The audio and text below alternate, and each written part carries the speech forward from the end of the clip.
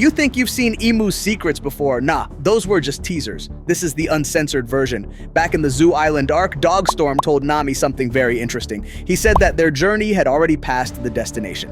In simple words, the Straw Hats had already been to the place they were ultimately meant to reach. He also said that they were on the correct path to Laugh Tale.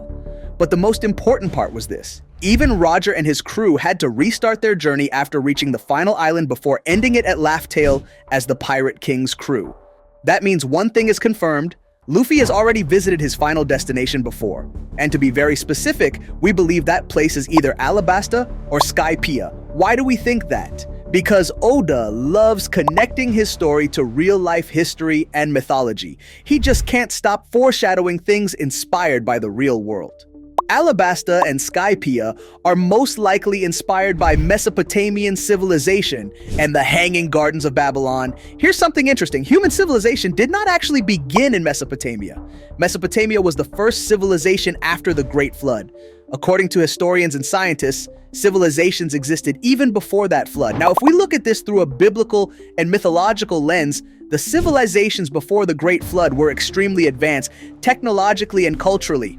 From the first human, Adam, all the way to Noah, right before the flood. Now ask yourself this: where have we seen an ancient civilization with insane technology, massive power, and then a world-ending flood? Exactly, One Piece. That's why we strongly believe that Emu, the Great Flood mentioned by Vegapunk, Joy Boy, and advanced technology are all deeply connected to real-world myths about early human civilization. In Abrahamic faiths, the story goes from Adam to Noah and then the Great Flood.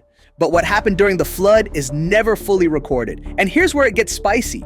According to Christianity, God sent 4 beings to earth: Adam, Eve, Satan, and the serpent. Judaism adds another name, Lilith, Adam's rebellious first wife. Yeah, the lore gets wild fast. During Noah's time, another figure existed, known as the false Messiah or Antichrist. This being existed when technology was at its peak, and people started believing their knowledge and miracles came from themselves, not God. The false Messiah then claimed to be God himself. The first recorded blasphemy in human history.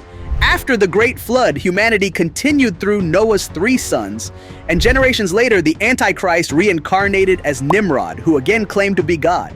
Across history, this soul keeps reincarnating in different eras. This is where the Trinity concept comes in. Nimrod, Semiramis and Tammuz, Brahma, Vishnu and Shiva, Zeus, Poseidon and Hades, Odin, Thor and Loki, Father, Son, and Holy Spirit. Almost every religion has this pattern, and almost every mythology includes a false messiah and a one-eyed ruler. Now let's bring this back to One Piece. Joy Boy, the Will of D, the 5 Elders, all of them originate around the time of the Great Flood. Some stood on the good side, some on the evil side, but the one who existed even before the flood, that was Emu-sama. Emu is the progenitor of evil, the false messiah, the one-eyed ruler who wants to control the world and drag humanity into oblivion before the end of time. And who existed alongside Emu? Sun god Nika, Emu's eternal enemy. After the flood, Emu survived, most likely using advanced technology to gain immortality or infinite regeneration. And yes, we've literally seen this in the manga. Every time Emu or Emu's targets are injured, they regenerate instantly.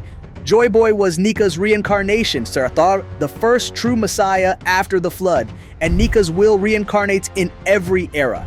This time, it's Luffy, here to free people from the devil's control. Meanwhile, Emu controlled humanity through proxies, the Elders. And the true messiah, Luffy, will break those chains. Now here's the plot twist. Emu is most likely not from Earth.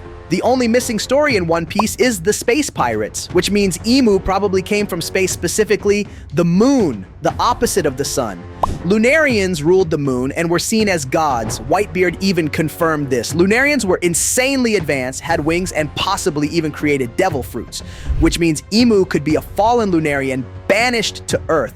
Emu lost her flames and used the Mother Flame to wipe out Lunarians on Earth, then built her throne room on their king's chamber. Yeah, that's cold, emotionally and literally. Now comes the Third World War, the one that hasn't happened yet.